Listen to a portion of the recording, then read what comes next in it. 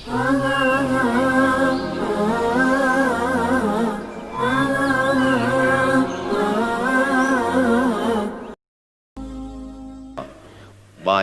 kalau kiamat tiba-tiba terjadi. Begitulah agaknya terkejutnya kita. Kiamat terjadi tapi belum sempat berbakti kepada orang tua. Dosa belum sempat meminta maaf. Silap dan salah berapa kali kita kencing di kainnya yang bersih. Berapa kali dia tidak jadi tahajud gara-gara kita menangis dari Isya sampai subuh. Pakai pengawet nangisnya. Tapi kita tak pernah sadar itu. Kita menganggap kita di dunia ini dibesarkan angin. Kita menganggap kita ini bangsawan, bangsa yang hidup di awan. Berapa kali dia tidak jadi sholat duha gara-gara kita kencing. Berapa kali nasi yang sudah mau disuap masuk ke mulutnya tak jadi. Bahkan dia tidak makan sama sekali. Dan berapa kali makanan dia belikan hanya untuk susu, hanya untuk menyenangkan kita. Pernah kita balas. Dan dia tidak pernah minta balas itu. Oleh sebab itu siapa yang mengingatkan? Abdul Somad diberikan judul berat ini. Judul yang paling berat ceramah tentang orang tua, tentang ibu, tentang ayah. Jarang saya mau menerima judul-judul pengajian. Ini pun dikasih tahu setelah sampai di sini. Maka saya belok-belokkan dikit. Air mata udah mau menetes, belokkan lagi. Nanti kalau saya nangis di sini, siapa yang ceramah kalau saya nangis? Oleh sebab itu maka yang orang tuanya masih ada, beruntung dan bertua, bawakan dia rumah makan. Ada sahabat saya namanya Ustadz Lukman di Pontianak, bukan Kuntilanak. Mereka punya program namanya Bawa Ibu ke Rumah Makan. Keren nama programnya. Bawa orang tua ke rumah makan. Nanti hari libur adik-adik anak-anakku sekalian libur, bawa ayah, bawa ibu ke rumah makan. Ketika Ustadz Lukman cerita itu ke saya, Ustadz Somad kita punya program baru nih. Apa nama programnya Ustadz? Bawa ibu ke rumah makan. Alhamdulillah Ustadz Lukman, seluruh rumah makan di Pekanbaru tempat tinggal saya itu semua sudah saya bawa. Almarhumah saya bawa sup tunjang, saya bawa rendang, saya bawa goreng ayam, saya bawa goreng puyuh, saya bawa. Cuman ada rumah makan ular sawah itu yang tak saya bawa singgah. Lain dari itu sudah saya bawa. Tak ada penyesalan dalam hati, senangkan hatinya. Apa pakaian yang dia suka? Orang tua itu tidak minta yang besar, asal ada saja. Pulang dari Yogyakarta sampai ke rumah, ini tadi ada nampak sedikit tanda terkenang. Kalau banyak makan sendiri. Ketika dia senang melihat itu, bahagia hatinya, nampak senyum di tepi bibirnya, pada saat itulah rahmat Allah terbuka. Pada saat itulah ridha Allah datang. Mengapa sulit mencari pekerjaan? Mengapa payah mencari penghidupan? Salah satu yang mempersempit ridha Allah itu adalah karena tidak berbakti kepada orang tua. Oleh sebab itu maka judul tema yang diberikan birrul walidain, berbakti kepada orang tua, bahagiakan. Ini ada juga ini anak-anak yang sudah sukses ini, papa, mama sudah meninggal, papa jangan risau, silakan terbang ke Yogyakarta, ada adik di sana, silakan terbang ke Surabaya, ada kakak di sana, silakan terbang ke Kuala Lumpur, ada keluarga di sana, jangan hiraukan. Kata bapaknya, kalian terbangku saja kalian pikirkan, kemana aku hinggap tak kalian pikirkan. Ada sebagian orang ketika ibunya meninggal dunia, marah dia, mengamuk dia anggap kebahagiaan itu sudah hilang. Padahal membahagiakan orang tua dua-dua adalah tanggung jawab kita. Kalau dua-duanya sudah tidak ada Pak Ustadz, masih ada keluarga. Ada keluarga. Al-khalah bimasabatil saudara ibu, kakak ibu, adik ibu, sama seperti ibu. Sambung lagi silaturahim, buat dia senang, buat dia bahagia. Man ahabba yubsatalahu fi rizqihi, siapa yang mau lapang rezekinya, wa yunsa'alahu fi atharihi, dipanjangkan umurnya, falyasil rahimahu, hendaklah dia menyambung tali silaturahim. Saya ceramah di satu kota. Sampai di kota itu saya melihat rumah besar, megah, mewah, seperti istana. Cuman saya segan mau nanya, gak mungkin saya tanya, Pak, ini hasil dari apa? Saya tengok, saya ngangguk. Kawan-kawan saya yang ikut ke situ seperti ngelihat kucing semuanya. Besar, mantap. Setelah duduk, makan, habis makan, minum, habis itu Sohibul Bait yang punya rumah pun cerita, Ustadz Abdul Somad, iya Pak, dulu ini hanya bambu-bambu yang dikasih daun, yang dikasih terpal. Tempat apa Pak? Tempat ibu saya buat pengajian. Setiap tahun dibuat begitu, pasang tiang-tiang kayu, pasang terpal, daun-daun, pengajian ramai. Sampai akhirnya saya berkata, Bu, pengajian kita hentikan saja, stop. Saya tidak sanggup lagi pasang tenda, pasang terpal ini. Tapi akhirnya apa kata ibu saya? Nanti setelah saya tidak ada, pengajian ini terus kamu buat. Allah bukakan pintu rezeki Ustaz Somad. Inilah yang terjadi sekarang. Saya belikan orang tua saya itu rantai, saya belikan gelang, saya belikan cincin.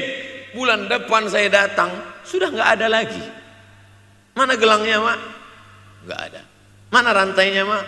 Nggak ada. Mana cincinnya? Nggak ada. Kemana? Itu kan emas mahal. Sudah saya jual. Untuk apa? Untuk bersedekah ke fakir miskin. Rupanya gelangnya, rantainya itu habis dia berikan sedekah fakir miskin. Tobatkah si bapak untuk berbakti? Tidak. Bulan depan dia belikan lagi. Sampai akhirnya diberikan Allah balasan melimpah ruah. Ternyata ini rahasia dari keberhasilan hidup, karena menyenangkan hati orang tua. Saya tak sebut nama, saya tak sebut lokasi, tapi yang mau berkunjung nanti saya kasih lokasi tepatnya. Saya kasihkan nanti alamat dari Google, saya kasih. Supaya melihat secara nyata, kalaulah rezeki itu hanya diberikan kepada orang yang bersungguh-sungguh, pergi pagi pulang petang, peras keringat banting tulang, maka tentu yang kaya itu adalah sapi yang membajak dari pagi sampai sore. Kalaulah kekayaan keberhasilan itu diberikan yang paling pandai memanjat, maka tentu yang kaya itu monyet. Tapi Allah berikan kepada siapa? Yang dia ridhai. Dan penyebab ridha Allah itu adalah karena orang tua yang senang hatinya. Yang sempat durhaka, tidak sempat minta maaf, meninggal dunia dia sudah, apa boleh buat? Kau sudah booking seat di neraka. Yang sudah sempat durhaka, tidak sempat minta maaf, meninggal dunia gara-gara dia pecandu narkoba, pemabuk, pezina, mati. Orang tua dalam keadaan susah. Berapa kali saya ketemu ibu-ibu selesai pengajian, pergi saya ke tempat parkir, ibu tua 70 tahun menangis. Ibu nangis kenapa Bu? Anak saya Pak Ustadz. Kenapa dia? Disuruhnya saya jual tanah. Mama jual tanah. Untuk apa mama megang tanah, udah tua aja pun jual. Mestinya anak itu yang menyenangkan hatinya di hari tuanya, bukan malah menyuruh jual tanahnya. Jual tanah supaya dia bisa bangun rumah, jual tanah supaya dia bisa menyekolahkan anak-anaknya. Na'udzubillah. Sudahlah tidak membahagiakan, malah menyusahkan. Ustaz, anak saya nyuruh saya jual tanah saya supaya dia senang, supaya dia dapat duit. Gimana nih Pak Ustaz?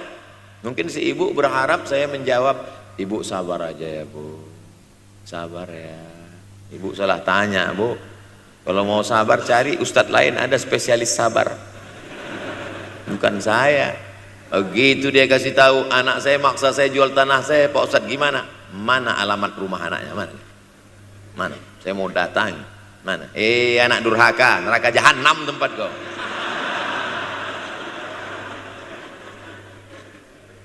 Tak mau dia ngasih alamat. Rupanya dia takut nanti anak saya malah marah sama saya, Pak Ustadz. Saya kasihan. Mudah-mudahan Allah berikan kekuatan pada ibu. Tapi cerita ini bukan satu dua contoh kasus. Ternyata zaman sanggup memperkarakan pengadilan hanya karena sebatang pohon kayu. Atau cuma saya yang dapat berita aja? Adik-adik ada juga dapat kiriman itu. Sanggup memperkarakan sebatang pohon kayu. Padahal kalau kau jual semua kebunmu itu, belum tentu dapat menebus. Datang seorang laki-laki mengadu kepada Nabi Muhammad SAW. Ya Rasulullah, ini bapak saya ini kurang ajar sekali. Bapaknya kurang ajar? Diambilnya harta saya ya Rasulullah. Gimana ini ya Rasulullah? Apa kata Rasulullah SAW? Anta wa maluka li abik. Anta sampai ke tempat kita jadi ente. Anta wa maluka, ente, harta ente, li abik, punya bapakmu. Jangankan hartamu yang di rumah itu, dirimu pun punya bapakmu. Nabi membela, seolah-olah Nabi berkata, apa yang diambil itu belum ada apa-apanya dibandingkan melepuh kulitnya untuk memberikan engkau sesuap makanan yang halalan thayyibah. Orang yang durhaka pada orang tuanya, insya Allah anaknya juga akan durhaka kepada dia. Oleh sebab itu maka jangan pernah durhaka. Kalau sempat durhaka lalu kemudian meninggal dunia dia, Pak Ustadz, sudah meninggal pun tetap masih bisa berbakti. Pertama dengan doa, kedua dengan sodakoh. Kalau kebetulan rezeki banyak sodakoh. Kalau tidak ada rezeki melimpah, doa. Bangun malam, Rabbi firli wali walidayya warhamhuma kama Rabbi firli, ya Tuhanku ampunkan aku, wali walidayya, ibu dan ayahku, warhamhuma, sayangi mereka berdua, kama, sebagaimana Rabbayani shaghira, sebagaimana mereka mendidik aku. Coba kita lihat susunan kalimatnya, seperti ada kekeliruan kalimat. Na'udzubillah, mana mungkin kalimat Allah keliru. Allah ingin menegur kita, sayangi mereka sebagaimana mereka mendidik aku. Mestinya kalimatnya kan tidak begitu, sayangi mereka sebagaimana mereka menyayangi aku. Tapi ternyata sayang belum tentu mendidik, tapi mendidik pasti sayang. Karena bunyi kalimatnya, sebagaimana mereka mendidik aku. Jadi banyak juga anak-anak ini tidak sayang karena salah didik. Disangka sayang itu dengan ngasih motor, disangka sayang itu dengan ngasih gadget, disangka sayang itu dengan ngasih transfer uang yang berlebihan. Belum tentu sayang. Dulu ada insinyur arsitek yang membangun salah satu rumah keluarga saya. Kuliahnya di Jogja, cerita dia. Dulu saya kuliah di Jogja, Ustadz Abdul Somad, insinyur. Terus teman kami sakit di kos-kosan. Kami bingung mau nelpon siapa. Akhirnya datang mobil mewah, parkir polisi, tentara, ramai. Barulah kami tahu rupanya dia anak menteri. Jadi sayang orang tua itu bukan mesti dibelikannya apartemen, dibelikannya mobil, belum tentu. Boleh jadi itu justru menjerumuskan anak. Diberikan apartemen, diberikan mobil mewah. Habis 2 bulan kena virus HIV AIDS. Tapi kalau dibuatnya kita jauh, saya yakin adik-adik kuliah di Universitas Ahmad Dahlan, ada yang dari timur Indonesia, ada yang dari Sumatera, lalu kemudian di tengah kesendirian, belum makan, uang kos belum bayar, transfer macet, datang setan berbisik, hei sebetulnya kau anak yatim piatu yang dibuang. Bukan, orang tuamu bukan tidak sayang, dia hanya sedang ingin mendidik supaya engkau menjadi anak yang mandiri. Maka nanti kalau sedang duduk termenung gitu, tiba-tiba datang bisikan, pergilah cari jembatan, terjunlah. Maka saat itu katakan dalam hatimu, lawan, hei setan. Orang tuaku sayang kepadaku, dia hanya ingin supaya aku mandiri. Ada orang tua yang salah didik kepada anak-anak, sampai mengikat tali sepatu pun anak tidak pandai. Baru mau ngikat tali sepatu sudah diikatkan, baru mau makan sudah disuapkan. Akhirnya anak tidak punya keberanian untuk hidup. Harta dia punya, uang dia punya, materi dia ada, satu yang dia tidak punya, tidak ada mental. Tapi anak-anak, adik-adik Universitas Ahmad Dahlan adalah orang yang punya keberanian untuk hidup. Betul? Yang di hadapan saya ini, siapa yang tidak punya keberanian hidup? Ini yang jam 5:30 masih belum hidup lagi. Ada ini tidak punya keberanian untuk hidup, hidupnya terlambat. Tapi mahasiswa Universitas Ahmad Dahlan punya keberanian untuk hidup. Bahkan mungkin dia lebih dulu hidup daripada saya. Lebih dulu bangun dia tadi. Alhamdulillahillazi ahyana ba'da ma amatana wa ilaihin nusyur. Tengok jam. Oh, rupanya masih jam 1. Tidur lagi. Saudaraku yang dimuliakan Allah Subhanahu wa taala. Maka my life, my adventure. Hidup saya adalah petualangan saya. Ini yang mau kita harapkan. Berani menghadapi tantangan. Ada orang yang menganggap hidup ini ya simpel-simpel aja lah Pak Ustadz. Tapi ada orang ingin hidup ini penuh dengan perjuangan. Sama seperti makanan. Ada orang simpel aja, nasi, kecap, telur rebus, dah cukup. Tapi ada orang mau ada goreng ayamnya, ada rendangnya, ada supnya, ada tom yamnya, ada lengkap semua. Begitu juga hidup ini. Ada orang yang simpel aja, ambil goreng ikan, makan. Tapi ada satu lagi enggak, pergi naik mobil sampai ke tepi hutan, naik motor, habis itu nyewa speedboat sampai di tengah laut memancing. Ujung-ujungnya ikan juga. Yang dia nikmati bukan ikannya, tapi yang dia nikmati adalah proses untuk mendapatkan ikannya. Paham? Itu enaknya ngomong sama mahasiswa. Coba kalau yang masyarakat biasa, kita udah capek cerita, selesai ada pertanyaan, Ustadz maksudnya tadi apa ya? Aduh, capek gitu. Saya terus terang kalau ceramah di depan mahasiswa ini bangkit semangat saya lagi. Ini sekarang rasa-rasa umur 24. Tapi begitu nanti sudah mulai agak jauh dari mahasiswa, balik 42 lagi. Nah, makanya saya senang kalau diundang ke kampus-kampus. Saya kalau di Jogja diundang di kampus terus, walaupun nggak semua nerima.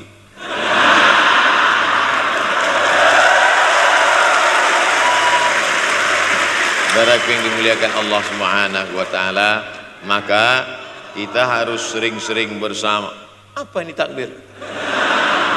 Takbir itu ngusir setan.